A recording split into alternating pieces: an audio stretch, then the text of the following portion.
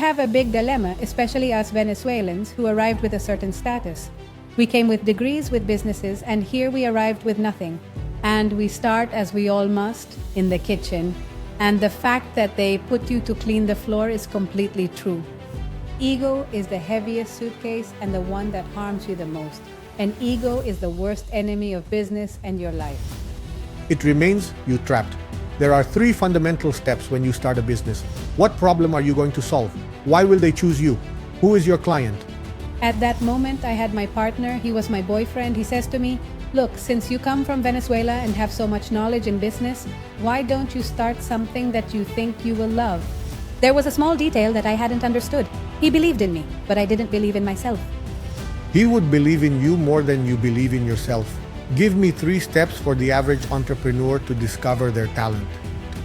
First, stop looking outside for what you have inside. Second, Let yourself be guided by the best. third, Believe in yourself. hello. We are in this episode, in this podcast of Rich Dad Latino, no less in the great company of a distinguished woman, elegant businesswoman who comes from Venezuela fighting for her freedom. I am referring to none other than Mariedva Carrero. How are you, Mariedva? Good, thank you very much. It's a pleasure to be here with you. Thank you for the opportunity. No, thank you. I love the story you have. I am sure that entrepreneurs, they are going to learn a lot because let me tell you what value you are going to gain today. What would happen if you have to emigrate to another country with different customs, with another culture, starting from scratch, and also having a daughter? That is the story Marietva is going to share with us. How are you? Good. Well, you know that whenever I start my story, I tell people to make it more motivational that we didn't start from scratch. When we arrived in this country, we started from -100. From -100. From -100. Because this country, although it is a beautiful and wonderful place, and I am extremely grateful, we arrived at -100. First, because the paperwork here is super complicated. Finding a job is much more complicated. And we have a big issue, a big dilemma, especially for Venezuelans who arrive with a certain status. We arrive with degrees, with businesses, and here we arrive with nothing. And we start as we all must.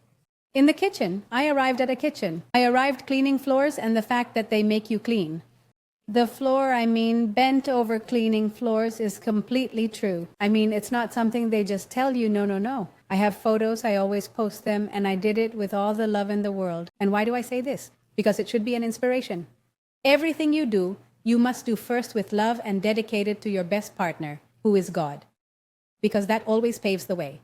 You cannot forget where you come from, you cannot forget your roots, and that is the way to build. Today, as I was coming here and looking at the directions, I fondly remembered how I used to deliver pizzas to houses. And I would say I can get there easily because I remembered how to reach the houses, how I looked at the numbers, and how I learned to deliver pizzas in one of my many jobs.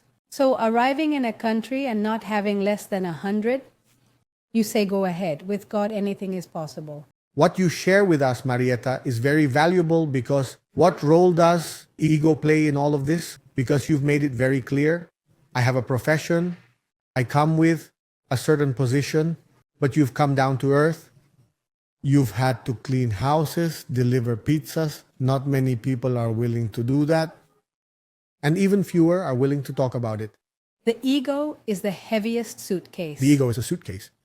And that harms you the most. There were many things in my life that I didn't share and that I haven't shared, primarily out of respect for my daughter, because I owe her a lot of respect. But I freed myself from them. I worked on them. I have worked a lot on my mind. I have trained myself to move forward. And I have left behind many things that have hurt me. And the ego is the worst enemy of business and your life. It remains trapped. Completely trapped and anchored. Of course. Anchored in a position that doesn't let you improve. The ego hurts you, and it's the only one that does. Because it keeps you in a position that doesn't exist. That you believe you are, but you are never anyone. And what kind of education have you used to be able to succeed before we get into what you do? The unconventional kind. It was? I started with a free education. I began by watching many podcasts online, on YouTube.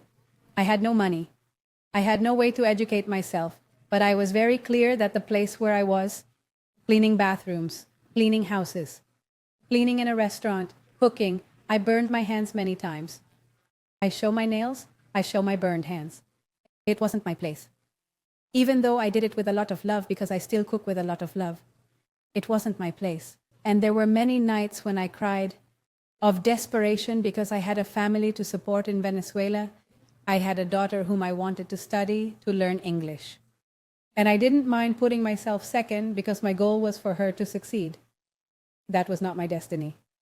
And I would stay up all night studying, listening to podcasts, reading books, all for free. And I used non-traditional education. Everything that complementary education, podcasts, courses, masterminds, nothing from university, because obviously I couldn't afford it. But you're an engineer. Yes, I am a mechanical engineer. I have specializations. I even have a doctorate. Doctor? But I haven't lived off that. I haven't even produced a quarter in my entire life of what I produce now. Have you ever applied it? Yes, at the start of my career. Until one day when my daughter was very young, she told me on a Sunday that she wanted to have a normal mom. And that she wanted a mom who would share her time with her. Because I worked as an engineer, I had to do night shifts and work on weekends. And that day I realized that I had to work for myself, not for it, for the job, for my boss. Of course. And I started to build my destiny from that moment on. Now, Mariedva, you emigrated to the United States. You had to start from -100, right? And there are 3 fundamental steps when one embarks on a venture. The first is, what problem are you going to solve? Why will they choose you? What makes you different? Who is your client? What problem does Mariedva solve? Well, I'm going to tell you the truth. The first problem I had to solve was my own, the personal one. Knowing what I wanted, where I wanted to go, and how I wanted to get there. So the first problem I wanted to solve was that I had to be clear that I didn't want a boss because I wasn't used to having a boss. The second problem, which was the biggest and I didn't know how to solve, was that I wanted to teach people, not to go through what I had gone through. I even went through a theft of papers. I spent 2 years undocumented in this country. I went 8 months without being paid. So I like Because there are people who take advantage, the immigrant. a significant advantage of the immigrant. So I didn't know where I wanted to go, but what I did know was that I wanted to tell my story and help all those immigrants not to go through what I went through. So that was a goal I have very clear in life so that immigrants don't go through what I went through. Have used adversity as the fuel for your success. Instead of feeling like a victim, you are the hero of your story. Absolutely. And I want others to use it as a source of drive and motivation. As an example, as a Because precedent. I don't want us to be victims of a story, but heroes of our destiny. I was so afraid. I learned to manage fear. And I always say it. I learned to manage fear and became the pilot of my life. I learned to fly. And I am the best pilot of my life because I lost the fear of flying. And that's what I want to teach and demonstrate. That it is possible to build the life of your dreams in the country you set your mind to. Now, there are many people, Mariedva, who have talent and feel a passion, but fear doesn't let them be the pilot, and instead, they go for the safe option because they don't want to take a risk. How did you manage that dance between fear and following your passion? Fear will always be there. You have to learn to manage it. Just remember that fear shouldn't be the pilot of your life. It should be your co-pilot. And it sits in the back with you, and you're the one in charge. Of course. Because you can't deny things. You just have to learn to manage it. I still feel fear about many things, but I do them afraid. I talk to fear and even give it names. I identify them and say, oh, you want to come to work with me? Fine, but you're going to sit in the back. You're going to ride in my car in the back, and you're going to accompany me and do what I say, because I'm in charge here. And I handle it. So it will always exist. You have to do it with fear, no matter what, but you have to do it. It's part of the nature of being human. And denying it is like denying you're hungry. Of course. It will exist. You have to do it. You have to Now, do it. when you already have that dance with fear, where you don't confront it, but rather dance with fear and keep flowing, you don't get stuck. And how is it that you decide, for example, to take the risk? I know you like fashion. How did you manage to conquer the world of fashion? What thoughts went through your mind to decide to take the risk of going into fashion? Well, honestly, it's a very beautiful story because first, I am a very structured and organized woman. I come from running businesses. And before dreaming, because I love to dream, I love to manifest, but I always say with structure and organization first. And it's not a dream. Otherwise, it remains a dream and frustration sets in. If you dream and dream and dream, that's why you see so many people saying that's useless. It doesn't come true because it lacks a structure behind it. It lacks an organizational plan. One day, I sat down. We were in the middle of the pandemic. I was already starting to gain momentum. I moved from being a restorer and had been promoted. I was already a waitress. I had already overcome. I was progressing and was a waitress. The pandemic hits. Who gets laid off? Me. From my promotion, I fall again, right? Because I get laid off. At that moment, I had someone, my partner, he was my partner. He says to me, look, since you come from Venezuela and have so much knowledge in companies, why don't you start something that you think you'll love? My fear of starting a business was enough to make me shop at Walmart. That's as far as I got. And he would say to me, but shopping at Walmart, you who come from owning restaurants, businesses, companies, he supported me in everything, right? One day I happily tell him, look, we made 263 boxes to send to Venezuela. And he says to me, okay, that's perfect. And how much did you earn? Because I did have my structure in place. I said I earned $260 a week. And he turns to me and says, what did you do? You worked 2 days without sleeping, packed so many boxes, and that's worth nothing. Why you? Every time we go out, everyone asks about you. Everyone goes to the restaurant and thinks you're the owner. They never imagine that you're the waitress. Focus on fashion. I mean, instead of making boxes, focus on showcasing fashion, how you dress. Explain to people how you dress on Instagram. I really told myself, of course. There was a small detail I hadn't understood. He believed in me, and I didn't believe in myself. He saw more in you than you did yourself. More than I did myself. He believed in what I could be capable of, but I didn't. He saw your potential. Absolutely. And I remember I answered him with this question. I said, and who is going to believe in me? And he told me, I believe in you. Go to the mall. Start selling. Start doing the same thing you do with so much love because you respond to people. Where is your clothing from? Start a business. Build this same structure, but in fashion, and go out. If there's one thing you're sure of, it's food and a house because we have it here. There's nothing to lose. And I replied to him, I will never ever forget this phrase. And I said, what am I going to lose that I haven't already lost? If I've lost everything in life, I'm going to start. And that's how a business began. That's how this wonderful business we have today started. Wow, how beautiful. So your husband, Gilberto, is part of your team.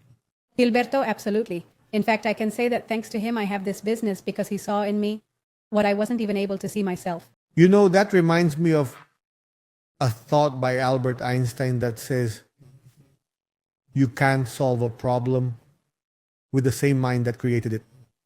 You need help to talk. And who better in this case than your partner to help you think outside the box and make you see your potential and that he believed in you. Well, and then once you get the green light, you start venturing into the world of fashion. What happens? Well, I go to the mall. The first few times, obviously, I went, tried to create my stories. I sell through stories on Instagram. I show the pieces. I go and show the pieces of what I like. People have really connected with how I describe because I turn these pieces into stories of what I like, what inspires me, and I do it all live. I don't plan anything. In fact, I have a bad memory for sitting down to record. I have to do it in the moment because it's what the piece inspires in me. And that started generating a lot of curiosity among people. When people asked me, do you ship anywhere in the world? I had everything structured. I had the shipping. I knew how I was going to charge. I had an international point of sale with everything. I didn't have the first sale, but I already had everything very well organized. When I got the first sale, it was for Peru. She is still my client today. Look how well that turned out. He is still my client. I couldn't believe it. And so sales started emerging, and I began creating a map with all the continents. When I started shipping, I sent to Spain, Brazil, Argentina, Peru, and Colombia. Then on that time, you were full-time in fashion. Yes, full-time, but in low-end stores, on card, in outlets, in stores, in Walmart. I sold clothes from TG Maxx, from Rose. One day my husband tells me, and I tell my husband, I have many problems because I go to stores, and when I start offering the merchandise, it runs out, and the client gets upset with me. I think it's time for this business to level up. But I'm going to lose the clients because they are used to a certain target. But well, the famous phrase returns, what are we going to lose that we haven't already lost? Let's start again. And I'm leaving. You were jumping to the next level.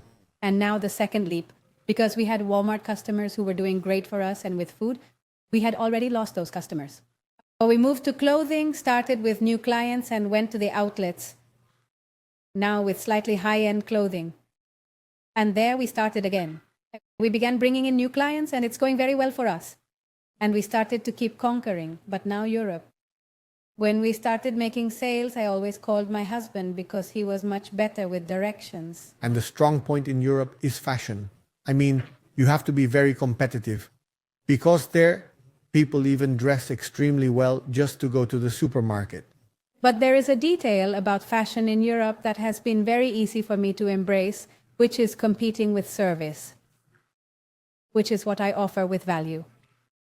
So people, even though they have fashion at their fingertips, don't have the value that I add, which is the description, being able to try it on, being able to explain what suits you, what doesn't suit you, and for which event it might work. And being able to explain that you can wear Carolina Herrera for your everyday life, that it doesn't matter if it's a special occasion, because the special occasion is today, since you don't know if you'll be alive tomorrow. So that added value has allowed me to set a trend and make a difference in the European market. I liked what you said, right? Because the power is in the present. Absolutely. The past is already gone. And the future manifests itself through the present. So when you say, we must do it today because tomorrow we don't know if we'll be here. I like that because it is delivering your value in this moment, in the here and now. When I leave my house, the lesson I leave for all my beloved shopping people, because that's what I call them, is dress for success, because today is the last day of our life. Dress for success. Every day we must leave our house to succeed and be happy. Tell me something. Is it true that a well-dressed person looks smarter? Absolutely. I walk in like this to a place, and I walk in with anyone else, and they give me the contract and not you, without us having not even opened my mouth. How they see you is The how you first 3 stand. seconds is the impression you make for life. There is no other way for them to see you in a better light. Now, Mariedva, you know that the entrepreneur, there's an 80% who start their own business. Some because they lost their jobs, others because they had to emigrate. And others like me who don't have a resume to be in a corporation, but do have the talent to create your own magic. So on this journey that we are traveling in your company, do you do everything alone or do you have a team around you? Now I have a team that helps me. I have 2 assistants who help me with the administrative side, because thank God we have grown. But until 2 years ago, it was just me. I do absolutely everything by myself. But the most important thing, which is the contact with my client, with the people, my social networks, I handle absolutely everything. All because that's where the secret lies, the love with which you deliver to the client, the contact of. That position is strategic, and as you have a structure in the cases you deem appropriate, You place a person and delegate that responsibility. Client, yes, I only delegate the administrative part. Now the closing means the collection, making the labels for shipments, doing the follow-up control, because there is something very important. My structure goes from the moment I contact you for the sale until the piece reaches you, no matter where in the world it arrives. So a follow-up of up to 20 days, where we stay in touch with you to ensure that the process is fully completed. Throughout this entire process that is fully completed, how are your dreams going regarding what you designed? I want to tell you, along the way, have you made mistakes or does everything go right the first time?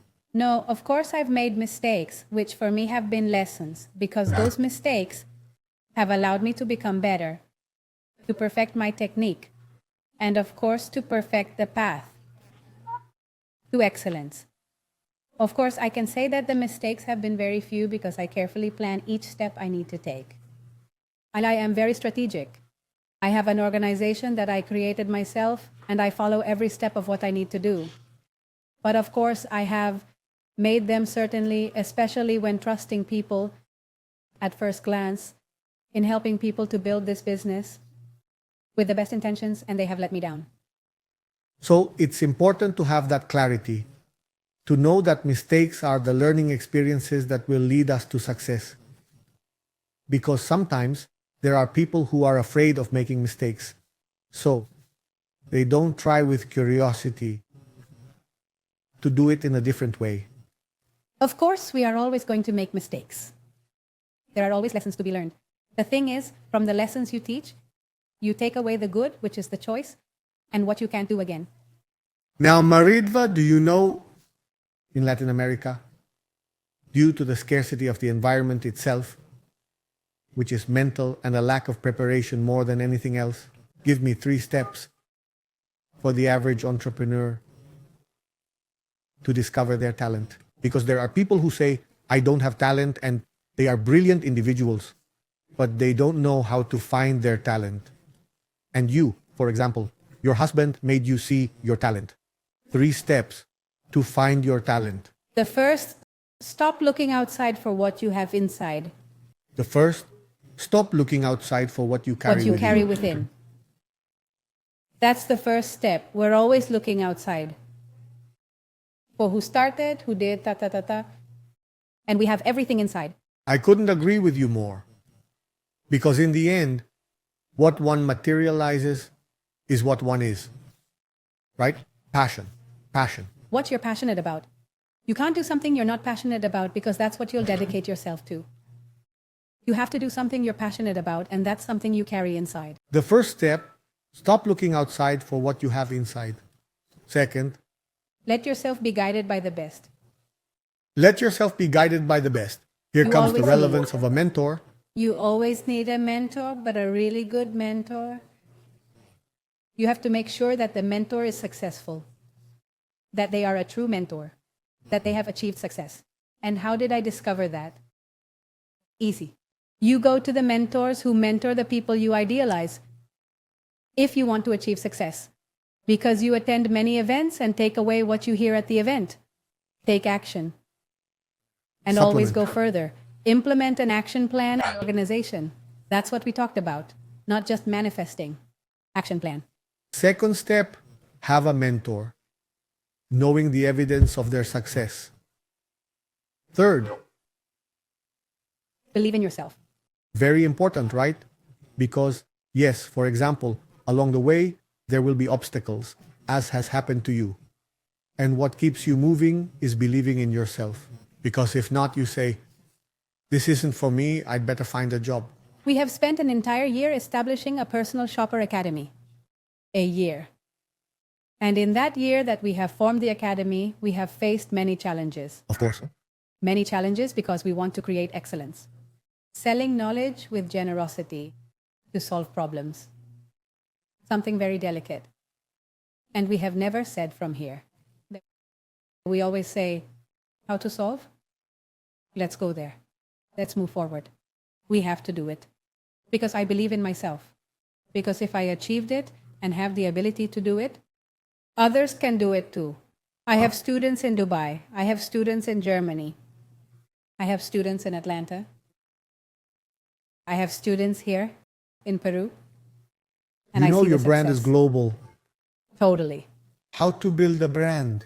I return to the secret of believing in yourself. By believing. And personal brands are not built. Here, I slightly differ from the prototype we've been made to believe. Because they tell us you have to build your brand, you have to build your brand. No, brands are lived. And they are lived day by day. Personal brands are made based on what you live. Because people like reality. I, for example, when I post something on Instagram, I post myself sweeping my house. I am a human being. I have to sweep, I have to mop, I have to cook. And there are days when I wake up and say, oh, I didn't sleep all night, my husband snored. It's the truth. I can't escape that reality. Do you understand me? Of course. I'm not the perfect house where everything is divine, where everything is. It's a mess with all the packages. But blessed be God for those living messes. Blessed be. Of course. And I like to show reality. Of course. That mess is the path to success. The one that generates for me is the one that has led me to the fashion shows in New York, in Miami. Now I'm going to the one in Dubai as a guest. I'm going to the one in Paris as a guest, thanks to all those bags. And as the accountant tells me every year when I arrive, truly, from one little bag to another. And I told him I don't want any surprises this year. I'm going to pay this much, you know. And I happily pay my taxes because it makes me happy to pay and give back to this country all the greatness it has given me. Do you understand me? But it's not about building the brand. It's about living it and showing people that thanks to what you do every day and your reality, you can live, you can start a business, and from there you can create many sources of employment. Fantastic. Now, you have given us 3 steps to find our talent. How do you monetize it? By organizing yourself. By organizing yourself. But organizing yourself very well. You have a lot of clarity because in a nanosecond, you already have it and we haven't coordinated this, right? It's a conversation. No, what happens is that I am a very structured and organized woman. I like things to be clear. If you tell me, and I was talking about this with someone the other day, who asked me, what do you think about imitations? I don't like them. I've been to China many times as a business source. I love them. I respect them.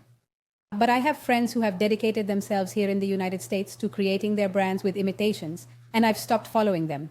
I respect legality, I respect formality, and I am very structured.